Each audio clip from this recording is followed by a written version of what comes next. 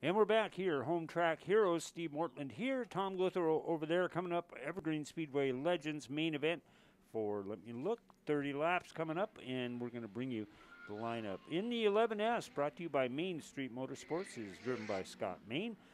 Aaron Flett in the number 98 car outside front row. In the 10T, second row on the inside is Chris Thompson. Outside of Chris in the 32 is Ernie Estrin. Bo Stevenson in the 22S. Bo brought to you by Specialized Diesel and Conversion. In the number 25 car, points leader coming into action for the Legends tonight, Bryant Carlson, and he is sponsored by Evergreen Professional Recoveries. The 11C of Chad Sinner, who is in the second spot, coming in is in the inside fourth row, and outside of Sinner in the 2M is Jeff Mueller. In the fifth row on the inside, sponsored by Main Street Motorsports, it's Cameron Main. Outside of him, you'll find Don Rogers in the 29 car. In row 6 with our in-car camera is the 55 of Austin Cohen. Outside of him will be the 21J of Chris Rice. And rounding out the field in the 15 car, it's Davis Jacobson. 30 laps, Evergreen Speedway Legend cars. All right, good to see him out there. Before we get them underway, let's remind you this is brought to you by Nelson Motorsports in Snohomish and Wenatchee. They're a family-owned business selling all kinds of motorized vehicles, ATVs, quads, karts, and dirt bikes. Nelson Motorsports, your place for family fun. Steve, this is another one of those divisions with a great points battle going on.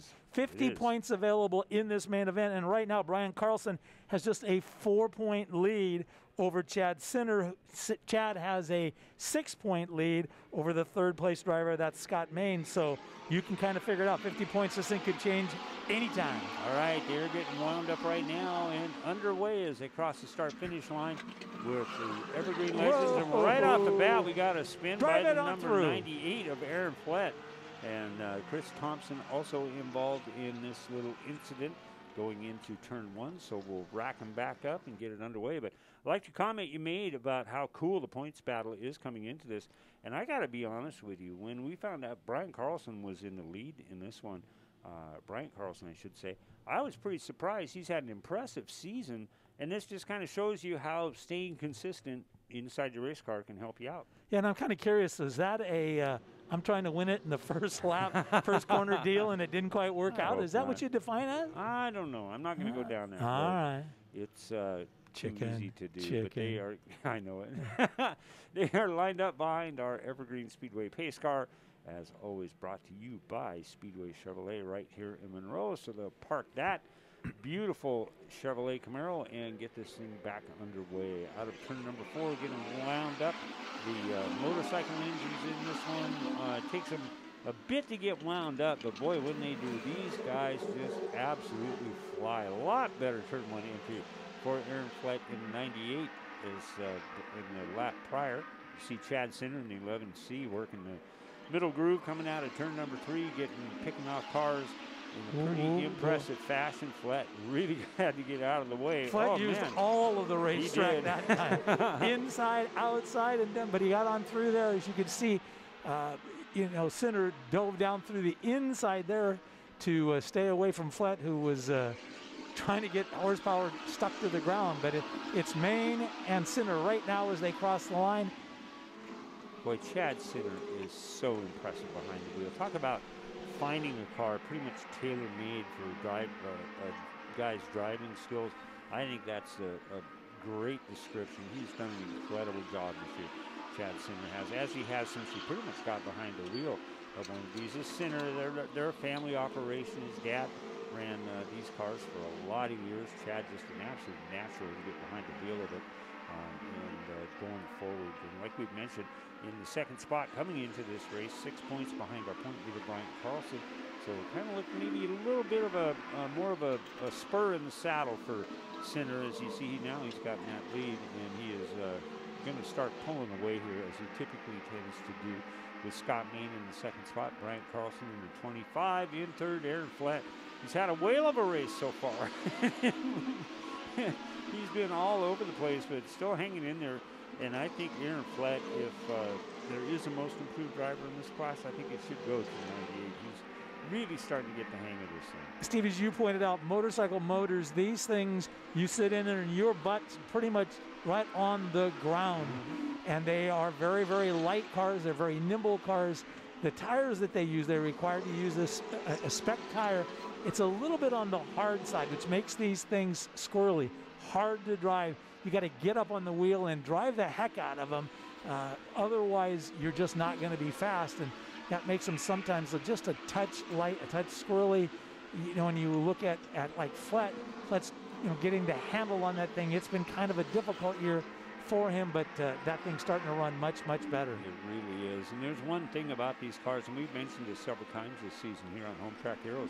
These things only help you become a better race car driver. They without knowing it, teach you and force you to learn how to be better.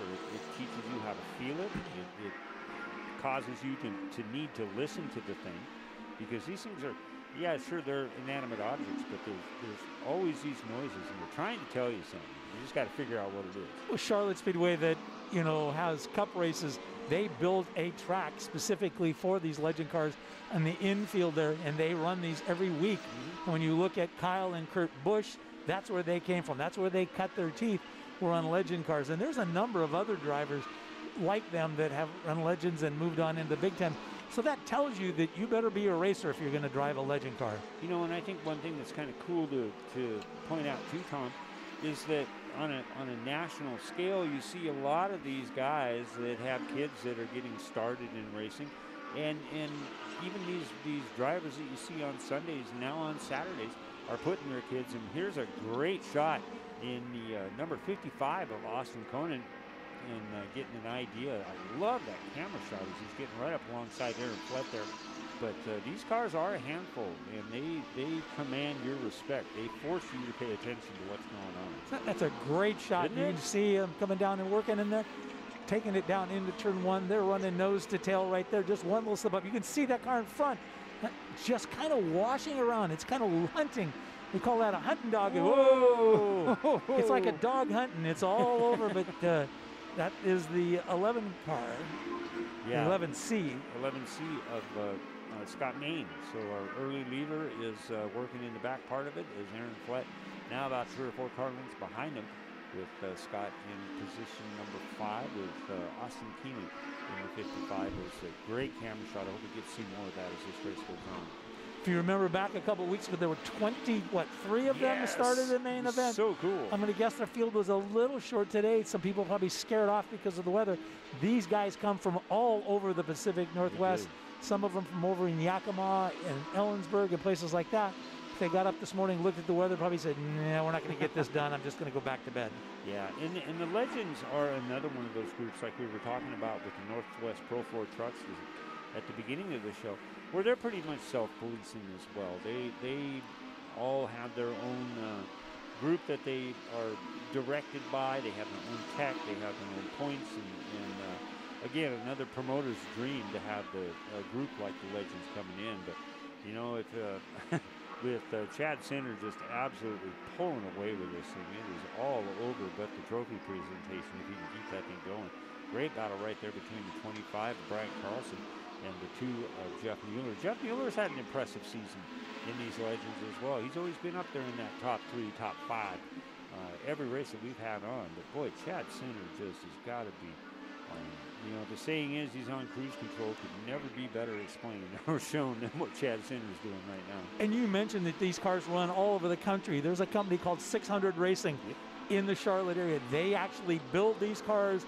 They write the rules. They help tech the cars, especially when they have their national events or their points builder events. Their officials are involved in them. So this is a group that, because the rules are so restrictive, sometimes there's some creativity done by some motor builders. But I got to tell you, those people at 600 Racing do a great job of doing that. And these cars they're a cool car to drive. And the neat part about them, too, is that for as long as they've been around, which is maybe going on close to 30 years, believe it or not, that Legends have been going. Sorry, I didn't mean to bring that one up. But they pretty much stayed the same. Yep. The appearance has not changed on them at all. Wheelbases have not changed on them. The principles that they established to make this series competitive all across the country, well, it doesn't matter the surface that they run on. These things are just phenomenal on road courses. They are so much fun to watch. Just a great battle right there. Continuing on between Bryant Carlson and Jeff Mueller. They are just going at it. As they come down the line, there's about 3 feet of difference between the two of them. It looks like Mueller may be moving into that second spot. He just did barely as Bryant Carlson moved back into third, as we have got 6 laps to go as they come across the start-finish line. Chad Sinner now starting to get into lap traffic, but so what? I mean, he is just miles ahead of That's anybody. a warm knife through butter as he just cutting through that field. Sinner's got something figured out today. He better take that thing home and put it up on blocks and not touch it for a while. I don't think that's going to happen, but he's got to be just almost a half a track ahead of Mueller, as you see Mueller and Carlson going by. They're going into turn number 1. Obviously the best race, probably the only race on the track right now, as these guys just having a blast. They're starting to wind down our 30-lap main event for our Evergreen Legends with Chad Sinner. Once he got into the lead, it was just see ya, because he has just decimated this field. I think one of his more dominant victories he's ever had in the Legend cars here tonight. Steve, do you realize if they finish as they're running right now, the points battle tied? Whoa. They'll both be tied. Sinner and Carlson will be entering championship night tied for the points lead, and I think right now Sinner has the tiebreaker, which is the most wins during the season, but you know, could be a couple long weeks for those two drivers. Yep, Chad's got a few more lap cars ahead of him here, and being a racer like he is, he's going to do everything to, as the vernacular that Tom used, the warm knife through butter. As you see the 25 of Carlson and Bo Stevenson having a good little battle coming out of turn number 2. We should be seeing the white flag coming out next time by for Chad Sinner, as he has had to move his watch back a couple hours just because he's off into a different time zone with the performance he's put on tonight, but looking to work his way through the field. There's Ernie Estrin in his rookie year. That gentleman, a lot of history out here at Evergreen Speedway with him and his son Brian. And white flag out. Chad Sinner has got one more lap to go, and there's the second place car of Jeff Mueller and Bryant Carlson in the 3rd spot. It's just, that's a great battle all year, and like I said, the next couple of weeks there are going to be some sleepless nights as they battle for that championship, and that's what they've been pointing to all year long. So yeah, can't get any closer than 0-0. No, pretty impressive run by Chad Sinner. We'll bring him up to our Angel of the Winds winners platform here in just a few seconds, and there he is, the 11C, just dominant from beginning to end in the 30 lap main event. We're going to bring him up as you see the Mueller in the number 2 car, getting some victory donuts in there as well. But man, it's all Chad Sinner. We'll bring him up here in just a few seconds. Again, thanks to Angel of the Winds for all of their assistance this year, bringing us some winners interviews. And let's go pick up a couple right now.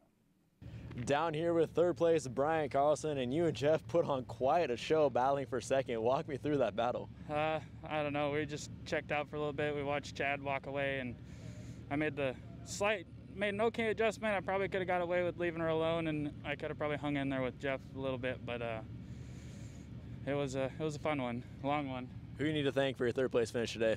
I got to thank Evergreen Professional Recoveries, J2 Motorsports, D Young Inc., and my girlfriend for putting up with the hours in the shop, and Joe's Speed Shop, and yeah.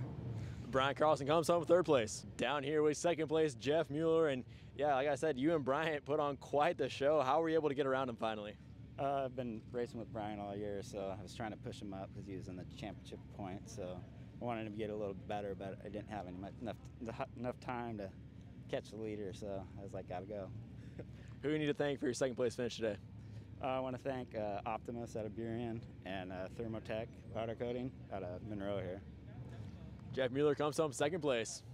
Down here in Angel of the Winds victory lane with Chad Sinner, your winner for the Legends, and you checked out. I think that's probably the biggest margin of victory for a Legend race this year. How were you able to do it? I don't know. We got the car set up pretty good last weekend at Wenatchee. We've been fighting it all year and finally got it to where it needs to be, and just made the right moves and got out front and just ran away with it. What are your thoughts when you look up and see lap cars 2x2 in front of you and not really knowing where they're going to go? It can be challenging. As long as they hold the line, it makes them predictable. So we just go off of that and try and get around them and keep the momentum going. Who do you need to thank for your win today? Tonight, I really need to thank my grandma. She's not doing well. She's at home, and I wish she could be here. So this one goes for her. I like to thank my dad. He's my crew chief. He's always the one to push me to do good. All my pit crew, Casey, Lauren, terrific towing. Anyone that helps me out makes a big difference. Chad Sinner, your winner tonight.